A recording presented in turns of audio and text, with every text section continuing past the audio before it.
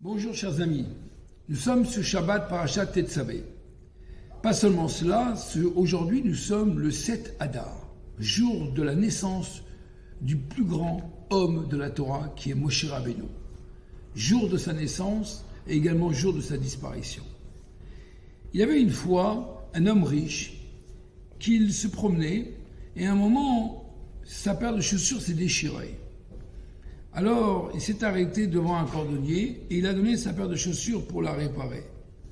À ce moment, le cordonnier juif était en train de la réparer et il lui a donné. Le riche a vu comment la chaussure était réparée, mais de manière pas totalement du tout bien, était très en colère. Il lui a dit, mais es-tu vraiment cordonnier ? Il dit, écoute, tu sais, j'ai une grande famille, j'ai des enfants à marier, j'ai plus de 8 enfants. Je suis perturbé par mes soucis, par mes problèmes. Donc c'est peut-être pour cela que j'ai pas bien fait mon travail. Alors à ce moment-là, le riche a dit, écoute, regarde, je vais te donner un morceau d'or. Tu vas le garder. Et maintenant, chaque fois que tu vas devoir marier un enfant, tu prendras une partie de ce morceau de Kikar Zahav. C'est ce qu'il a fait. Il s'est mis au travail, mais avec simra, avec joie, sans souci. Il n'a pas été préoccupé.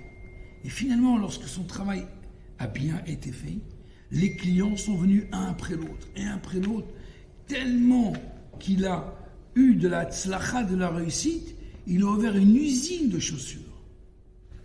Un moment, ce juif-là, qui est devenu très riche, il est passé sur le chemin, il a vu un homme pleurer. Il dit, pourquoi tu pleures ? Il dit, parce que j'ai des enfants à marier, je suis pas bien, et j'ai des soucis. Alors, qu'est-ce qu'il a fait, ce juif ? Il a dit, tiens, je te donne un kikar de zahav, un morceau également d'or. Tu vas la prendre, et chaque fois que tu auras besoin, tu prendras une partie. Résultat, c'est que ce juif-là, qu'est-ce qu'il a fait ? Il a voulu prendre un marteau, il a cassé ce morceau d'or, et finalement, il y avait uniquement un film d'or, et dedans, c'était de la ferraille.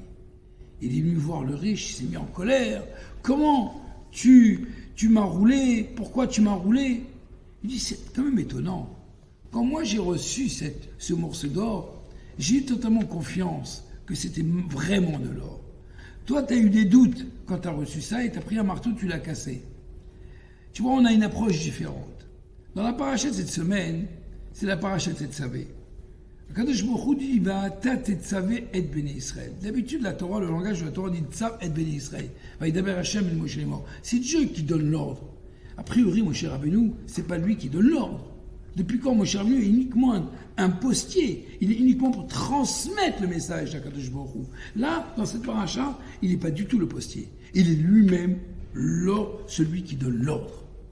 Va'ata tetzavé. Dieu dit, c'est toi qui vas ordonner. Qu'est-ce que réellement veut dire cette paracha ? En réalité, nous savons tous, Tetzavé veut dire également les chaber.